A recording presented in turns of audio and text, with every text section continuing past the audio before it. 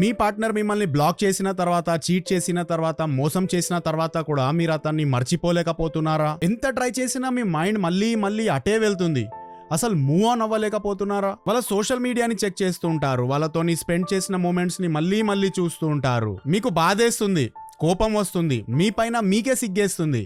కానీ ఎందుకంటే మీ brain addict అయిపోయింది. అతని ప్రెజెన్స్ తో, అతను మీకు ఇచ్చిన అటెన్షన్ తో, ఇంకా అతనితో మీరు క్రియేట్ చేసిన మెమరీస్ తోని మీ బ్రెయిన్ అడిక్ట్ అయిపోయింది. సో ఇప్పుడు మీరు ఏదైతే ఫీల్ అవుతున్నారో దాన్ని బాధ అనరు, ఇమోషనల్ బ్యాగేజ్ అంటారు. ఇంకా క్లియర్ గా చెప్పాలంటే మీకు అతనితో మిగిలిపోయిన అన్ఫినిష్డ్ బిజినెస్ అంటారు. ఇంకా ఇది మీ పార్ట్నర్ తోనే కాకుండా మీ కోవర్కర్, మీ ఫ్రెండ్, మీ ఫ్యామిలీతో ఎవరితోనే కావచ్చు. చాలా మంది టైం పాస్ అయ్యే కొద్దీ మూవ్ ఆన్ అయిపోతాం అనుకుంటారు, కానీ ఇది నిజం కాదు. హీల్ అవ్వడానికి టైం ఒకటే సరిపోదు. నేను పర్సనల్ గా కూడా చాలా మందిని చూశాను. బ్రేకప్స్ అయిన తర్వాత కూడా 3 to 5 years తర్వాత కూడా వాళ్ళలో పెయిన్ అలానే ఉంటది. డే 1 లో వాళ్ళు పడిన బాధ ఒక 5 years తర్వాత కూడా ఏ మాత్రం తగ్గకుండా వాళ్ళను సేమ్ ఎగ్జాక్ట్ గా అలానే ఉంటది. అందుకే టైం ఒక్కటే సొల్యూషన్ కాదు. ఎందుకంటే మీరు అనుభవించిన పెయిన్ ని, మోసాన్ని, రిజెక్షన్ ని మీ బ్రెయిన్ రాత్రికి రాత్రి ఆటోమేటికల్లీ హీల్ చెయ్యదు. ఎందుకనేది ఇప్పుడు స్టెప్ బై స్టెప్ చూద్దాం.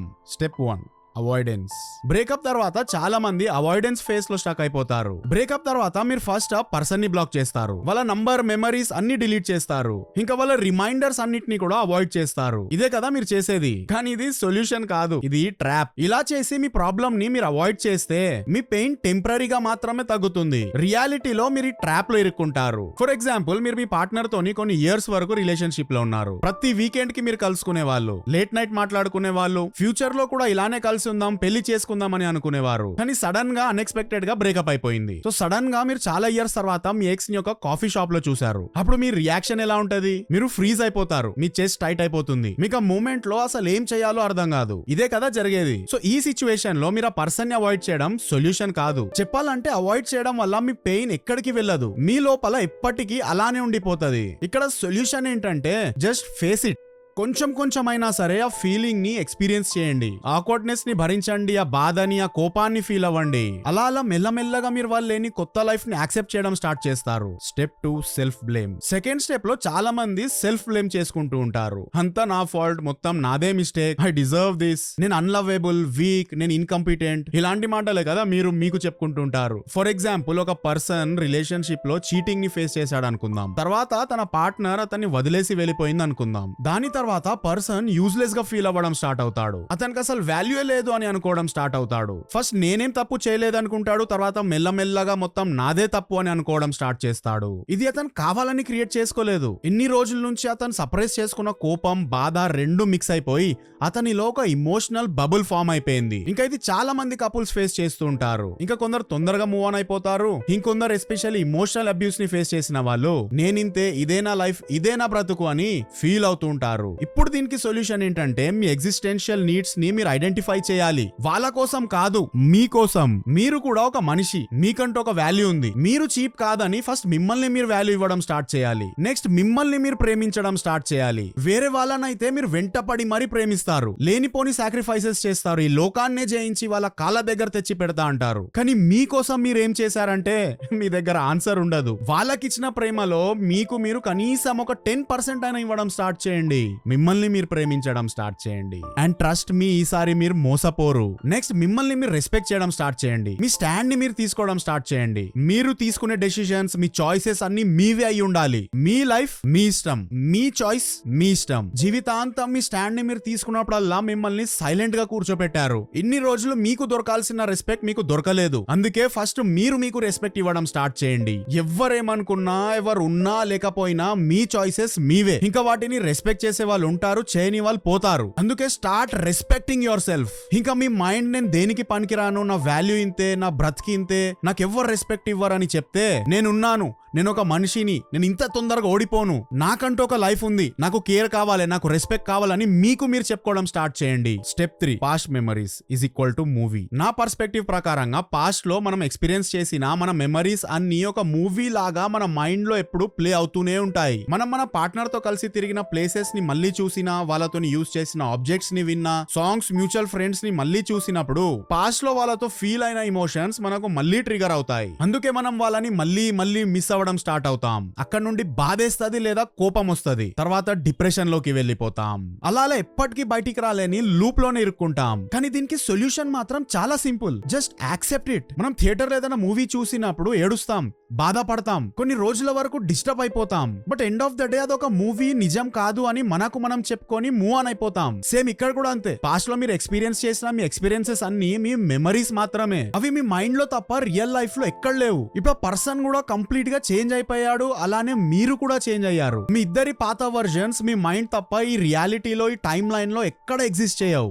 ఈ నిజాన్ని మీరు యాక్సెప్ట్ చేయాలి, చేసి మూవ్ ఆన్ అవ్వాలి. Next step, fight for what matters. కానీ ఆ ఫైట్ రివెంజ్ కోసమో లేదా వాళ్ళ అటెన్షన్ కోసమో లేదా వాళ్ళని మళ్ళీ మీ లైఫ్ లో తిరిగి తీసుకురావడానికి కాదు. మీ సెల్ఫ్ వాల్యూ కోసం, మీ డిగ్నిటీ కోసం, మీ వర్త్ కోసం ఫైట్ చేయండి. ఫర్ ఎగ్జాంపుల్, మీరు ఏదైనా అబ్యూసివ్ టాక్సిక్ రిలేషన్షిప్ నుండి బయటపడి ఉంటే మిమ్మల్ని మీరు బ్లేమ్ చేసుకోకూడదు.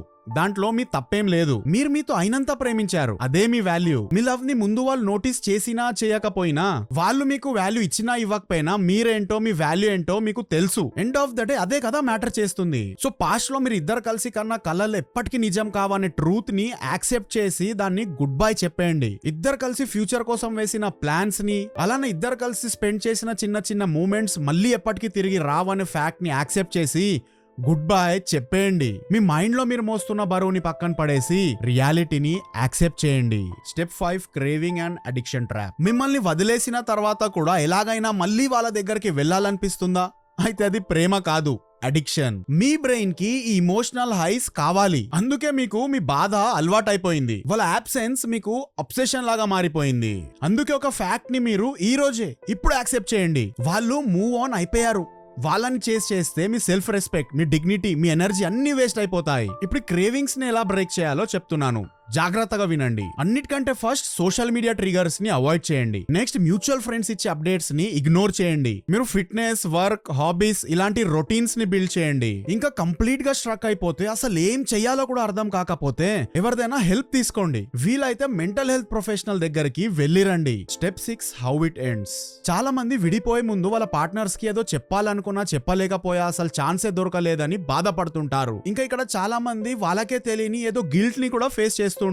జస్ట్ ఒక్క ఛాన్స్ దొరికితే వాళ్ళతో మాట్లాడి ఆ గిల్ట్ ని కూడా క్లియర్ చేసేసుకుంటా అని మళ్ళీ డిప్రెషన్ లోకి వెళ్ళిపోతారు. సో ఇప్పుడు దీనికి సొల్యూషన్ ఏంటంటే, ఫర్గివ్ యువర్ సెల్ఫ్. మీరు చేసిన మిస్టేక్ ని 0 to infinity అని స్కేల్ పైన పెట్టి మెజర్ చేసి చూడండి. మహా అయితే మీ మిస్టేక్ ఇంత పెద్దది ఉంటది. క్షమించలేనంత పెద్ద మిస్టేక్ అయితే ఈ ప్రపంచంలో ఏది ఉండదు. అందుకే తెలుసో తెలియకో మీ పాస్ట్ లో జరిగేదేదో జరిగిపోయింది. దాన్ని పట్టుకొని మీరు ఇంకా కూర్చోవాల్సిన అవసరం లేదు. మిమ్మల్ని మీరు క్షమించండి, మూవ్ ఆన్ అవ్వండి. గుర్తు పెట్టుకోండి, హీలింగ్ కొంచెం టైం పడుతుంది. బట్ మీరు ఎంత తొందరగా యాక్సెప్ట్ చేస్తే అంత తొందరగా గ్రో అవుతారు. ఇంకా మీ మైండ్ లో మూవీ ప్లే అవుతుంటే దాన్ని ఆపేయండి. అది ప్రేమ కాదు, అడిక్షన్. ఈ ట్రిగర్స్ అనేవి ఖచ్చితంగా వస్తాయి, లైఫ్ లాంగ్ వస్తాయి. అవి వచ్చినప్పుడు మీ ఓల్డ్ మెమరీస్ కూడా మీకు గుర్తుకొస్తాయి. అప్పుడు మీరు బాధపడకుండా, మళ్ళీ డిప్రెషన్ లో వెళ్లకుండా మీ ట్రిగర్స్ ని, మీ థాట్స్ ని యాజ్ ఇట్ ఈస్ గా చూడండి. ఓ, సో ఈ ప్లేస్ లో ఇంతకు ముందు నేను నా ఎక్స్ పార్ట్నర్ తో అలా టైం స్పెండ్ చేశాను, అందుకే నాకు గుర్తుకొస్తుంది. ఇప్పుడు తను లేదు కాబట్టి కొంచెం బాధేస్తుంది. But that's okay. ఇది జస్ట్ నా మైండ్ లో ట్రిగర్స్ అండ్ ఇమోషన్స్ ప్లే అవుతున్నాయి. రియాలిటీలో ఇప్పుడు మేమిద్దరం మూవ్ ఆన్ అయిపోయామని మీరు చెప్పగలిగితే చాలు. మీరు ట్రాప్ నుండి, అడిక్షన్స్ నుంచి బయటికి వచ్చేస్తారు. నా మాట గుర్తు పెట్టుకోండి, మీ పెయిన్ అనేది ఎప్పటికుంటది. దాన్ని మనం ఏం చేయలేము, అది అసలు మన చేతుల్లోనే లేదు. కానీ మీ సెల్ఫ్ రెస్పెక్ట్ మాత్రం మీ చేతుల్లో ఉంది. నేను చెప్పింది ఒకసారి ఆలోచించండి, దాన్ని ఫీల్ అవ్వండి, యాక్సెప్ట్ చేయండి, ఫైనల్ గా మూవ్ ఆన్ అవ్వండి. ఐ హోప్ మీకు రియల్ టాక్ విత్ కెవిన్ అనే కొత్త సిరీస్ నచ్చుతుందని అనుకుంటున్నాను. ఈ సిరీస్ లో మనం రియల్ లైఫ్ ప్రాబ్లమ్స్ ని, మీరు డే టు డే లైఫ్ లో ఫేస్ చేసే ప్రాబ్లమ్స్ ని డిస్కస్ చేస్తున్నాము. ఇంకా ఈ సిరీస్ స్టార్ట్ చేసినప్పటి నుండి మీ సైడ్ నుండి చాలా రెస్పాన్సెస్ వస్తున్నాయి. ఈ కమెంట్ సెక్షన్ లో మన ప్రాబ్లమ్స్ గురించి డిస్కస్ చేస్తుంటే నాకు చాలా హ్యాపీగా ఉంది. మీకు ఏమైనా క్వశ్చన్స్ ఉంటే ఎనీ టైం కమెంట్ సెక్షన్ ని యూజ్ చేయండి. లేదా నాతోనే పర్సనల్ గా డిస్కస్ చేయాలనుకుంటే ఇన్స్టాగ్రామ్ లో మెసేజ్ చేయండి, నేను ఖచ్చితంగా మీకు రిప్లై ఇస్తాను. ఇంకా టాపిక్ అందరికి యూజ్ అవుతుందంటే ఖచ్చితంగా డెడికేటెడ్ వీడియో చేస్తాను. నేను ఇలానే ఇంకో ప్రాబ్లం కి సొల్యూషన్ తోని మీ ముందుకు మళ్ళీ వస్తాను. అప్పటి వరకు చూస్తుండండి క్రిటిక్స్ టీవీ.